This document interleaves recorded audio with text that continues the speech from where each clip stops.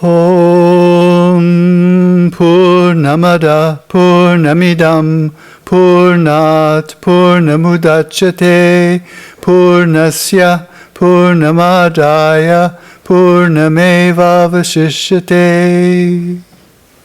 Filled full with Brahman are the things we see. Filled full with Brahman are the things we see not. From out of Brahman floweth all that is. From Brahman floweth all, yet is it still the same. Good morning. I'd like to thank all of you for coming out on this beautiful summer day. Our topic this morning is building a foundation. In building a house, we first construct a foundation. And it's important to get it right, because the foundation is what supports everything else. The foundation must be level, strong, firm, and enduring. Only with a secure base can we build the rest of the house. And though we may give little thought to the foundation once the rest of the house is built, it continues to remain in place, simply because it has to. We might apply this analogy also to the way we live our daily lives, and even more so to the way we live our spiritual lives. There must be a foundation, and that foundation must remain in place even after we've moved on to the higher levels of living or the higher levels of spiritual practice. A foundation is something we cannot and must not neglect. The spiritual quest is a cumulative process.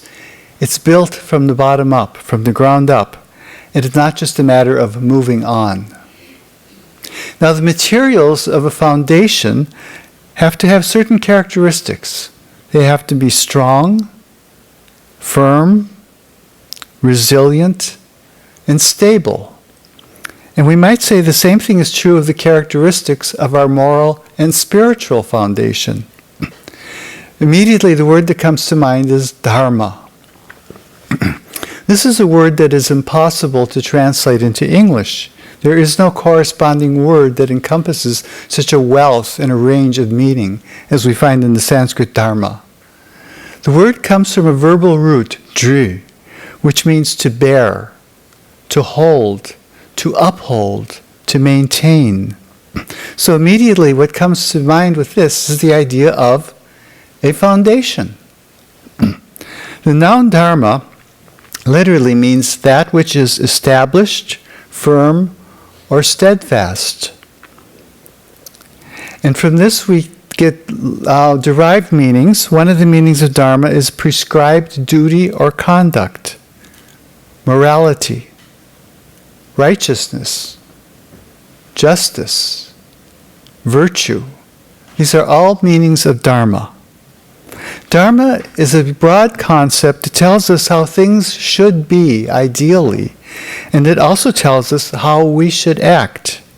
Dharma is a code of moral conduct. It is a guide for human behavior. We must act out of a sense of righteousness and responsibility. And this is for the sake of the human community. Overall, Dharma means universal, ethical, and moral principles. And without them, we might have anarchy. That said, Dharma is not rigid or absolutist. The foundation must be firm. Yes, there's no question about that. But also resilient. We learned this early on in the Bhagavad Gita, where Sri Krishna instructs Arjuna that one person's Dharma is not necessarily the Dharma of another person. He then goes on to say one must always be true to one's own Dharma, to fulfill that duty to the fullest. The obligations and the duties will vary according to a person's age, gender, position in society, and individual circumstances. For example, we would not expect the same behavior in a 5-year-old as we would in an adult. What is perfectly normal and even expected from the child may be totally unacceptable from an adult. So this comes to the idea of one's own Dharma. There's a Sanskrit word for this also, swadharma. Swa means one's own. And this has often been likened to a position on a team. Each member on a team has a designated position with certain duties to perform. And it is incumbent upon every team member not to assume the role or responsibility of another team member. The same thing may be true of a symphony orchestra. Each performer has an instrument to play and a part to play, and a successful performance depends on following the score and heeding the conductor. Otherwise, we will have a discordant mess.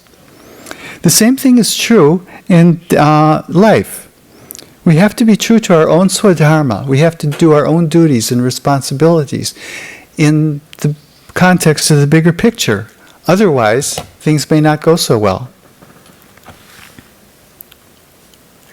Now, as for the idea of spirituality and Dharma, this is touched upon in the Upanishads. We find there that Dharma is considered to be an inner support, an inner source of guidance, and an inner source of strength. Dharma, according to the Upanishads, will take us from the ignorance of our true being, the state of ajnana that we live in, to the revelation of the Atman, the divine self that is indeed our true being. So in Hindu sacred texts, we find that Dharma is a basis and a path, both a basis and a path for spiritual living, with self-realization as the ultimate and supreme goal. Now, the role of Dharma is then societal. It is also a matter of our personal behavior. And thirdly, it is essential to our higher spiritual aspirations. But guess what? All of these are related. In Hindu teaching, we hear about the 4 Purusharthas, the aims of human life. These are Dharma, Artha, Kama, and Moksha. This is a broad outline of human life. It is realistic. It tells us, first of all, that we must pursue certain goals for material security. We have to have a roof over our head, we have to have clothing, we have to feed ourselves. So this is Artha. And this is perfectly reasonable. It's not only reasonable, it's necessary for our survival. Then there is Kama, the pursuit of enjoyment or pleasure. And again, a certain amount of pleasure or enjoyment is necessary for a healthy and rewarding existence. There's nothing wrong with that. But notice in this 4-word formulation, Dharma, Artha, Kama, Moksha, what comes first? Dharma. Whatever we do in earning a living to sustain ourselves, in enjoying ourselves, whatever we do, Dharma must be first. Otherwise, things can get out of hand. The idea of earning a living can be carried to excess. We soon learn that physical comforts do not necessarily guarantee peace of mind. So meeting our material needs and seeking enjoyment are legitimate pursuits, but there are limits. They are not the be-all and end-all of existence. Beyond that, there should be a nobler, higher aim, and this is the pursuit of liberation or enlightenment, moksha. So Vedanta teaches that the ultimate goal for humanity is moksha. This is the last mentioned of these 4 principles, Dharma, Artha, Kama, Moksha. And traditionally in Hindu society, the idea was that moksha was something for later on in life. But why wait? Even while we are occupied with our mundane concerns, mindfulness of the goal of enlightenment, even if it seems a far-off dream, can add value, incalculable value, to our life as we live it day by day. Now, if we neglect Dharma, what happens? Artha and Kama overshadow everything. And this leads to conflicts between individuals and throughout the broader society. We find at play the negative forces of desire, envy, greed, corruption, and anger. These become unleashed, and these can lead to havoc and inflict damage on individual lives and on the broader society in general, on the social and political order, and on the environment. At the present time, we are all too aware of the negativity that seems to have the world in its grip. Wherever we look, people seem to be spoiling for a fight. And sometimes we may ask ourselves, as I often do, is the whole world going mad? For an answer to that question, we might look to psychology. In Asia, a study of the mind has always been an important part of spiritual teaching. In ancient India, as far back as the time of the Upanishads, the mind and its workings were carefully observed, analyzed, and elucidated.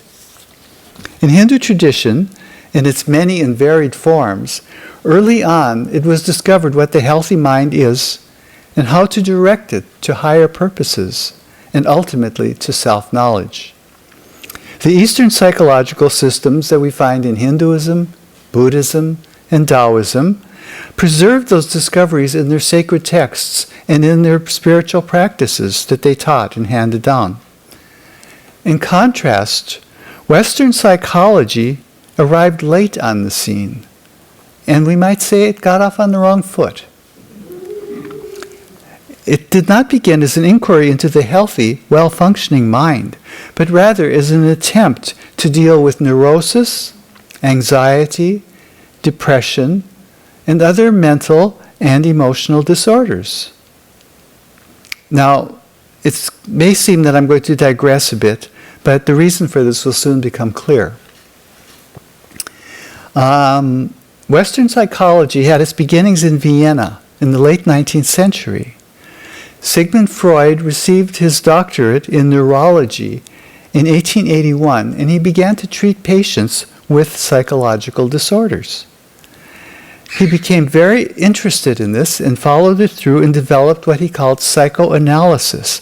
And this was a method of treatment that was effected through releasing repressed emotions and memories, hopefully leading to healing. For this to work, he developed a model of the mind in which the mind has three levels: the conscious, the subconscious, and the unconscious. The conscious mind is the arena of our ordinary activities every day, everything that comes before our awareness, the people we interact with, the situations, the objects, the things, all of this. Whatever is in our mind at the present, that is the conscious mind. The subconscious mind, also known sometimes as the preconscious mind, is the storehouse of all of those memories and experiences from the past. And the unconscious mind is the deepest level. This is where the processes that drive us, that drive our behavior, are resident. And that behavior is both instinctual and intentional. In 1923, Freud developed a further theory of the human psyche or personality. And this again has three parts or functions. They are called id, ego, and superego. And they deal in turn with what we call areas that are instinctual, realistic, and moral. The id is the primitive part of the mind. It is instinctual, and it operates at an unconscious level. According to Freud, there are two basic instincts. One is called eros, which comes from the Greek word for love or desire, and the other is called thanatos, which comes from the Greek word for death. Now, eros, according to Freud, is the positive will to live and to create. And thanatos is the negative drive toward aggressive, violent, and destructive behavior. The ego is the second part of Freud's model, but this is not the ego as it is understood in Hinduism. In Hinduism, ego is the ahamkara, the I maker, that whose function is to create the sense of individual personal identity. For Freud, the ego was something else. It was what mediates between the positive and negative urges of the id in order to produce socially acceptable behavior. The third part of Freud's model is the superego, which is the repository of the values and morals that we learn from society. And this operates as conscience, both in positive and negative ways. The negative operation of consciousness is called guilt. And the positive would be an encouragement to do the right thing. And then all of this is enacted through the ego. Now, according to Freud, these three parts of the psyche, the human mind, are in constant conflict.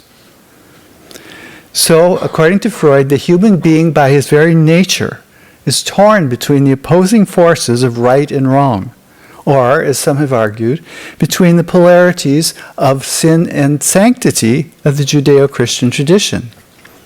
In contrast, the Hindu view of the human mind is that it is one of essential limitation.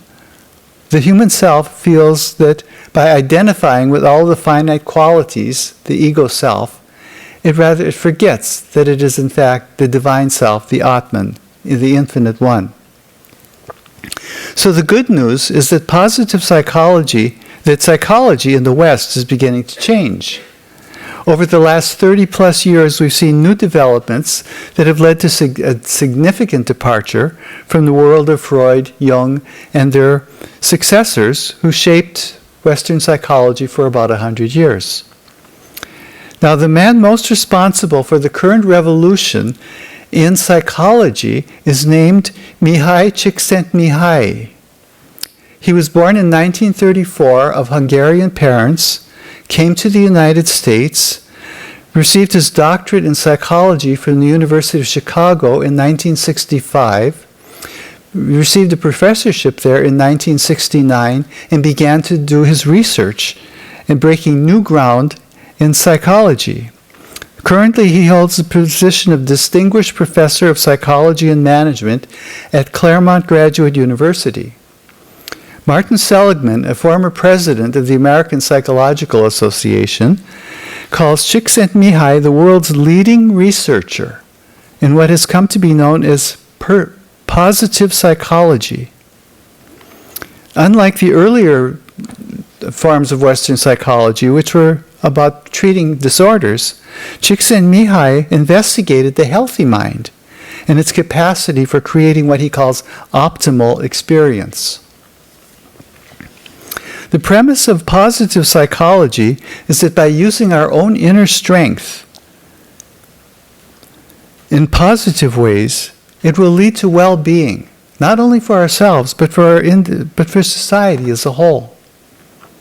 Now, this is very relevant to the topic of Dharma. Positive psychology asserts the power of virtue to uplift and to transform. Virtue, Dharma. And thanks to modern research, we now have scientific confirmation that this indeed is true. What we've been learning traditionally from spiritual traditions about virtue, morality, ethics, and so forth is borne out by scientific research. Positive psychology affirms that when we witness an act of charity or generosity or kindness or acceptance or goodwill, we often tend to describe that act as beautiful. We're aware that there is a moral beauty, and this brings within us a sense of warmth, the sense of a warmth feeling that may encourage us to want to act in the same way. We want to put these positive virtues into practice.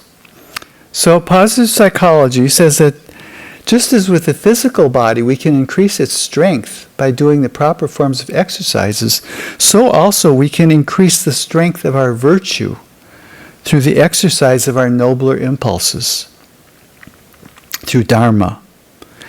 We do this not because somebody told us we should, this is the way to act. Well, of course we've been told this all along, somewhere along the line, but we do it because it makes us feel good. We have this positive urge to do good. We have inner feelings, and these will elevate our character to the benefit of ourselves and those beyond ourselves. So just as we were inspired by witnessing an act of kindness or goodness by somebody else's behavior, our acts in turn will inspire others, and they will awaken them to want to act in positive ways. Now, research in positive psychology has also shown that people who feel truly positive about themselves naturally, almost instinctually, want to help others and to seek the company of people who share their values. Now, this is scientific validation of another Hindu teaching, something we've known all along. Hindu teaching urges us to seek the company of the holy. And of course, there is a matter of how we identify ourselves. And this is summed up in a maxim that is so old nobody even knows where it came from. You are known by the company you keep. Now, what are some of the practical steps we can take to elevate who we are in our everyday lives? We can begin by fostering positive emotions. We know the devastating psychological and social effects of anger, shame, or guilt, for example. Now, for a healthy mindset, we should cultivate positive attitudes. An example we can take is compassion. Compassion begins with how we react to the sufferings of others. If we are at all attentive, we will have sympathy, we will feel for others, or empathy, we will be able to put ourselves in their place. We may be able to understand this intellectually, and of course we were probably taught this in our teachings on ethics and morality. But understanding intellectually is only the first step. Compassion requires action. And that action leads to the building of our moral character. Now, according to positive psychology, the attitudes and actions of ourselves affect the attitudes and actions of those around us. The important message here is we do not live in a vacuum. Now, for some, spiritual practice means spending a lot of time seeking inner peace and enlightenment through meditative withdrawal from the world. But if the goal of spiritual endeavor is to realize the oneness of reality, the oneness of the self, then that oneness that we call the Supreme Self, the Atman or Brahman, is the essence of everyone else as well. We can't simply cut ourselves off. Positive psychology again shows through research that people are moved and ennobled by witnessing altruism. And there are certain exceptionally powerful moments that can change our lives forever. This is known as elevation. And after one of these moments of elevation, we find that our feelings and views are different from how they were before. For example, the idea of this selfish cynicism that a person may have can be transformed into motivation driven by goodwill and love. I speak from experience. I know somebody who experienced this in his life. He said he was utterly transformed in character, and he went from being somebody who cared not the least about anybody else to a person who spent much of his time after that time on the streets helping the homeless. He said, "The street is my church." And he said, "You wouldn't know me as I was before. I was a totally different person." But he had that transforming moment. So this transformation of character underscores the spiritual power of Dharma. Now, Western psychology has varying attitudes towards religion, and very often they're controversial. Positive psychology is open to religion, but Csikszentmihalyi says we must distinguish between religion and spirituality. He says religiosity is institutionalized and denominational, and very often it is based on an insistence on adherence to specific doctrines. This can be divisive in society. Spirituality, on the other hand, tends to view validity in all of the religions. And so Csikszentmihalyi says that spirituality is the basis of religions. And he notes that while many religions insist on firmly established rules of belief and practice, spirituality invites questioning and free choice. Much of what is positive in religion or spirituality, for example, compassion, forgiveness, humility, gratitude, respect, and love, plays a major role in positive psychology as well. Another concept of positive psychology is known as self-transcendence. And this means the expansion of consciousness beyond one's own self to something greater. Now, I have to point out that this is not self-realization in the Hindu sense. In the Hindu sense, self-realization is recognition of being that something greater. I am that, I am Brahman. But rather, the self-transcendence of positive psychology is the realization of being one small part of a greater whole. For example, that greater whole might be humanity in general, or nature, or the universe, or even a concept of divinity. In positive psychology, Self-transcendence represents the height of human development in the here and now. There's another principle of positive psychology that goes deeper, and this stands at the borderline between psychology and spirituality. Csikszentmihalyi spent decades observing creative people at work. It fascinated him. And from all this research, he developed a concept of what he calls flow. Flow is a state of creative absorption to the point that the ego awareness vanishes and also a sense of time. People report this if they have experienced it. It's as if the sense of self has been pushed aside and that they are no longer the doer, but the conduit or the witness of a spontaneous flow of creativity. Colloquially, we call this being in the zone. You probably have heard that phrase, in the zone. But flow is not restricted merely to these higher forms of creative activity. It also applies to more mundane circumstances.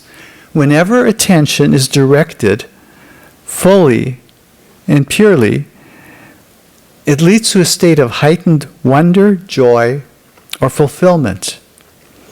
Some long ago interpreters of Patanjali's Yoga Sutra called this flow, or this experience, the state of one-pointed awareness. The Sanskrit word is ekagrata, one-pointedness. And they considered it to be one of the lower forms of samadhi.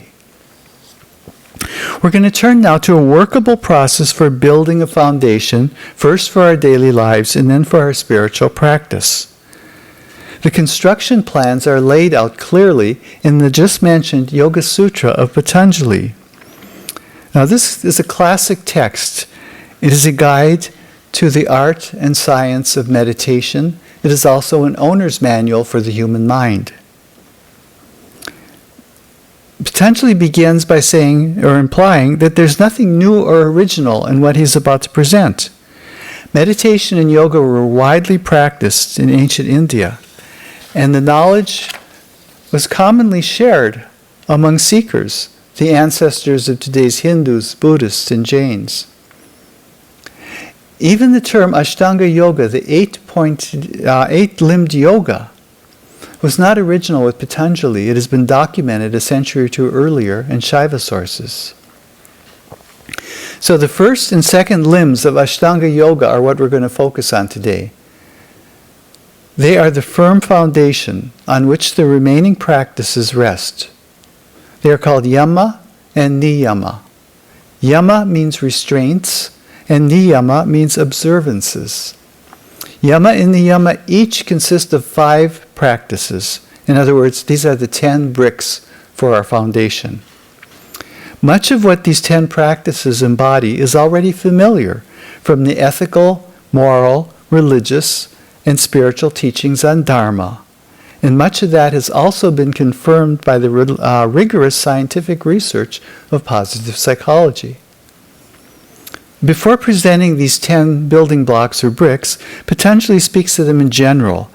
He speaks of their significance and application in a very broad sense. He begins by saying that any negative impulse that arises in the mind should be countered by the opposite. For example, the examples he gives. If we feel ill will toward another person, that might lead to a mean-spirited remark, or towards hostile action, or maybe even towards physical violence. Or, Patanjali says, maybe we will get someone else to do our dirty work for us. Or perhaps we will merely remain passive and allow an injustice to happen, and even tell ourselves it's all right. But none of that will do. Patanjali says that these negative feelings arise from such impulses as personal greed, lobha, anger, krodha, or delusion, moha. So suppose that someone possesses something that we want, or suppose that we resent another person's good fortune. That should be ours. How do we feel? We feel angry, we feel frustrated, and then we feel angry. And as for delusion, the ways in which we kid ourselves are just almost endless. So negativity exists along a broad spectrum, from mild annoyance to simmering anger to eruptive rage. A desire that's almost insignificant at first can take hold of the mind. It can motivate us to action. It might even grow intense enough that it might lead us to theft, or to corrupt, or it may corrupt us with an all-consuming greed that is just insatiable. So wherever on the spectrum we are, the end result is harmful, and we remain subject to both creating and receiving misery. That's why Patanjali wants us to be alert for negative impulses, even the subtlest ones, and to cultivate their opposites at once, as soon as we become aware of them. This is our beginning tactic. This is our initial strategy, but now we have to build a firm foundation, both for our outer and inner lives. So we'll begin with the first limb of Yama. Yama, as I said, has 5 parts. They are self-restraint, non-violence, truthfulness, non-stealing, chastity, and the avoidance of excess. These are the 5 yamas. They all have to deal with our interactions with the world, with how we relate to other people. And all of them are designed fundamentally to counter those baser aspects of human behavior that cause social disharmony. Anything that puts us at odds with the outer world and with our fellow human beings. We have to ask ourselves, how can we develop a peaceful inner environment in which to seek self-betterment if we are so outwardly at odds with everything around us? And even if we are outwardly at peace and in harmony with other people and our surroundings, we might still be plagued by inner doubts about our conduct or our integrity. And in that case too, how do we have the peace of mind to go on to something higher? The 5 principles of Yama are universal. They apply to everyone, independent of birth, place, time, or circumstance. The Hindus and Jains call these the Great Vow. They actually are the ethical and moral precepts that are essential to a healthy society of any time and place. And beyond that, they are the foundational building blocks of a spiritual life. They are so important, Patanjali tells us, that we must do more than merely take note of them. He says that we have to become established in them. We have to allow them to saturate us, to guide the way we think and feel and speak and act in every moment. The first restraint is called ahimsa, non-violence or non-injury. This means doing no harm in thought, word, or deed. When established in non-violence, this is the actual wording of the sutra. When established in non-violence, when fully present in that, one lets go of all hostility. So here we're seeing a transformational power to this practice of non-violence.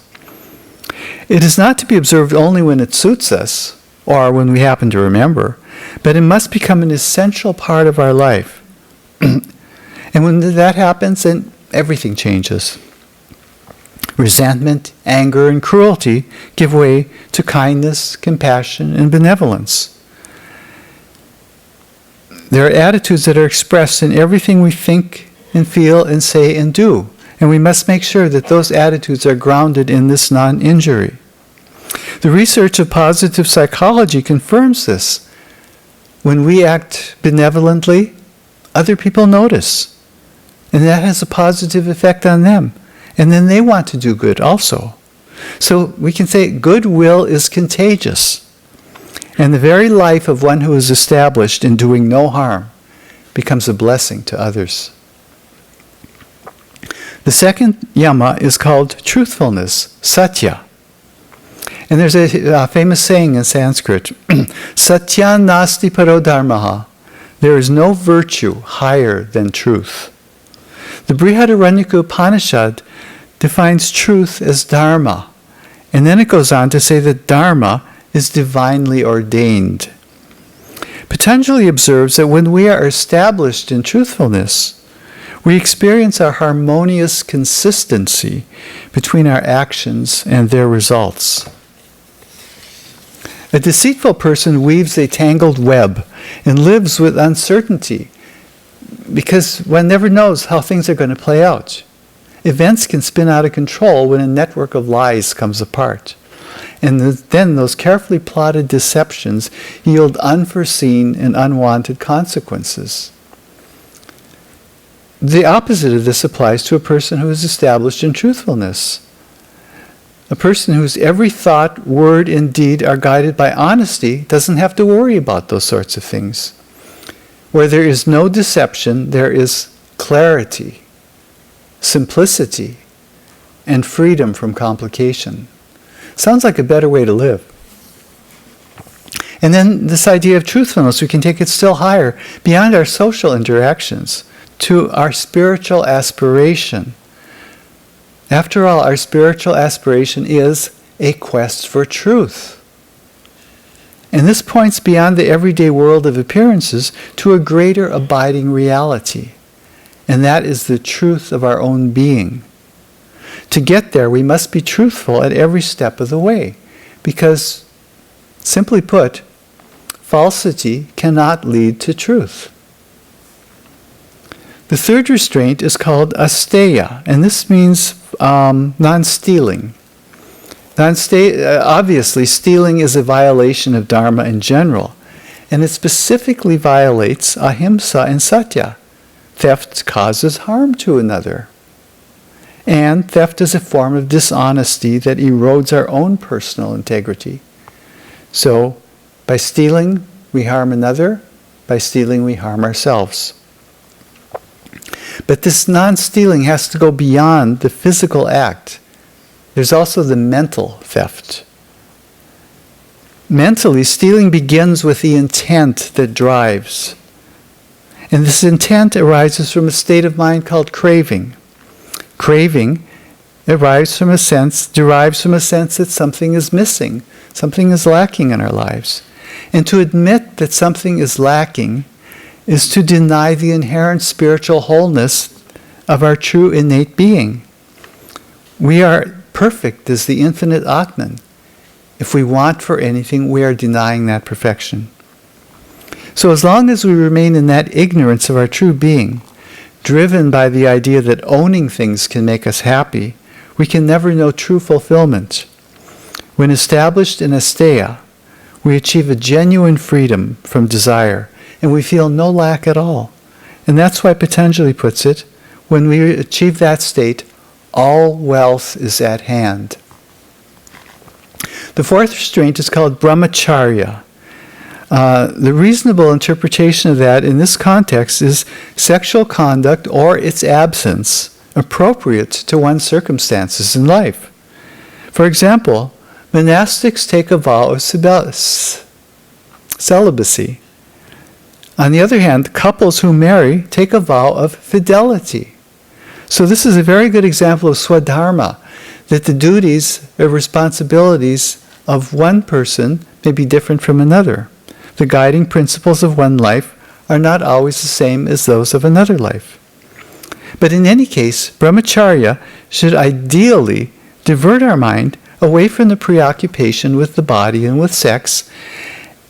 And when it does so, it frees up a lot of energy, both mental and physical. That's why the Yoga Sutra says, when established in chastity, one gains vitality. By not allowing these sexual urges to dominate, that energy becomes available for other higher pursuits. Now the fifth restraint is called aparigraha, and this is another word that has various interpretations. Non-grasping is the literal meaning. So we can understand it as the avoidance of excess, of not taking more than we need, and consequently of not depriving others. That illustrates the social value of aparigraha.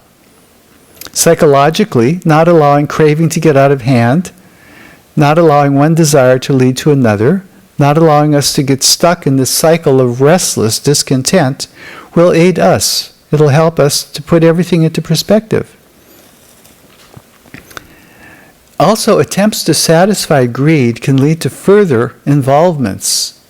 Therefore, aparigraha sometimes is interpreted as meaning not accepting anything that has strings attached. when we do so, we find ourselves in a state of indebtedness. And that indebtedness might even lead to ethical or moral compromise. So aparigraha seeks to prevent endless cravings, excessive consumption, moral compromise, and corruption.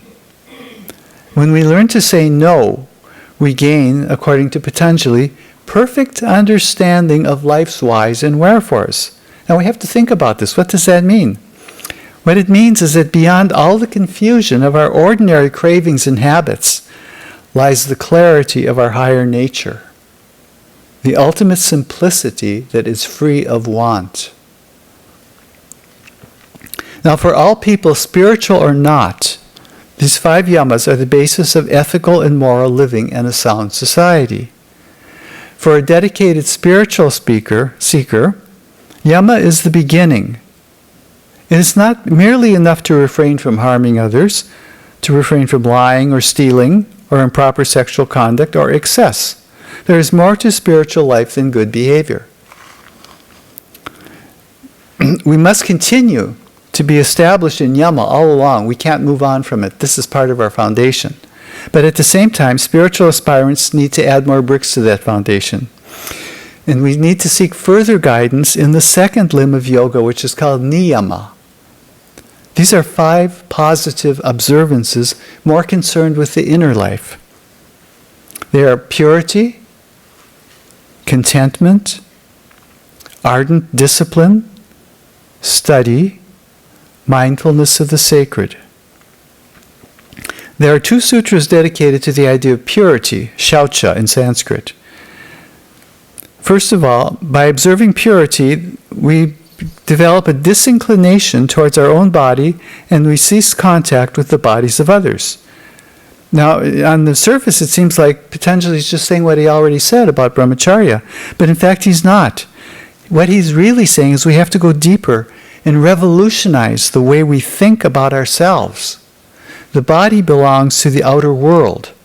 It is made of the same material elements that make up other physical objects. To identify with the body is to identify with matter, not with the consciousness that is our higher self. To identify with the body is to limit ourselves in time, in space, and in causality. Purity takes us beyond that. Now, you might wonder why. What does purity have to do with this? Well, the connection goes back to the Shaiva tradition, where this idea of the 8-limbed yoga originated. They speak frequently of impurity, mala, meaning limitation. We are all, as human beings, limited in various ways, and every one of these limitations is a mala, an impurity. If we can cultivate purity, we get rid of the limitations. We go beyond the limitation. So Patanjali is not being at all prudish in asking us to reassess our attitudes toward the body. He's just saying it's better not to identify with the most limited and limiting parts of who we think we are, but to seek something greater. And this applies also to how we view others. We shouldn't look upon other people as physical objects. We should view them as living beings in which that same higher consciousness that animates us also dwells. We are all one in Brahman. Now there are practical benefits in the cultivation of purity. And the Patanjali says, I'll quote the sutra, moreover, the purification of the mind brings about cheerfulness, focused concentration, mastery of the senses, and the fitness for self-knowledge. So by taking away our interest from the body, the material aspect of our being, we begin the purification of the mind, our mental state. So as we identify less and less strongly with these physical boundaries, it leads to this natural cheerfulness. But even that is only a hint of the infinite joy that awaits us. With fewer external distractions, our attention becomes more easily focused within. And all the sensations of sound, touch, sight, taste, and smell lessen their hold. A dawning sense of empowerment tells us that yes, we can know our higher nature. The second niyama is called contentment, santosha. Patanjali wisely observes, from contentment comes unsurpassed happiness. Already we know that letting go of craving we want for nothing and all wealth is at hand. But there's more to it than this. Santosha is not merely the act of letting go. Real contentment is the knowledge of our own innate wholeness already present. It has been shrouded by the desires arising out of the interactions with the world, of wanting to make ours what is out there. A deep and abiding contentment is therefore not about letting go of desires, but about an internal affirmation of wholeness in which desires do not even arise. The third observance is called tapas. This is usually translated as austerity. But that word carries with it ideas of self-denial, asceticism, penance. But how can self-imposed misery be the path to lasting peace and blessedness? How can emphasis on negativity produce positive results? The word tapas means warmth, heat, or burning. And fire burns away impurities. So in Hindu teaching, tapas has long meant the purifying of negative impulses. The same thing can be true of the word ardor, which derives from the Latin word for flame. Tapas and ardor are very closely connected words. So rather than think of tapas as grim austerity, why not embrace it positively as ardor? Why not control our impulses in a spirit of passion, eagerness, enthusiasm? Why not proceed in our disciplines with a positive and joyful attitude? The Mahabharata speaks of the highest tapas as one-pointedness of the mind and senses on a single object. This immediately brings to mind the yogic term ekagrata, one-pointedness of mind, and the positive psychology term of flow. The Yoga Sutra says, because impurities fade away through ardent discipline, one gains refinement of the body and senses. This means that as the limitations of the body and the mind, these limiting impurities of our day-to-day experience, cease to occupy our awareness, we tend to view them differently. The same body and mind now become fit instruments for taking us toward the higher experience of the self. The fourth observance is study, swadhyaya. Traditionally, this word literally means recitation of sacred texts, but here in the Yoga Sutra, it means a personal study that takes us from outward conventional religious observance to an inner private contemplation, free of surrounding distractions and open to ever-deepening insight. But still, even when we do this, we're only communing mentally with our ideas of the divine. Through such study, we learn about the experiences of others who have reached the direct knowledge of the highest truth. The seers of the Upanishads, for example. But the Yoga Sutra tells us that we have to experience that same higher truth for ourselves. And so the Yoga Sutra reads, from study comes communion with the chosen aspect of the divine.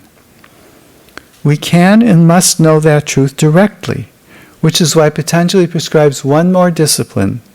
This is the fifth observance of Niyama.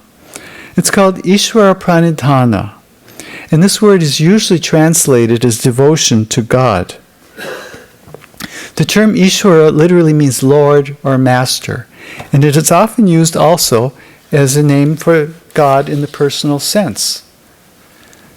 But no such God seems to figure in Patanjali's yoga. And many scholars have tried to explain away Ishvara Pranidhana as a concession to theistic religion. As for the word pranidhana, it often is translated as religious devotion, dedication, or even submission. But if you look in the dictionary, it says pranidhana, a setting down before. And by extension, it has these meanings: respectful conduct, attention paid, profound religious meditation, or abstract contemplation.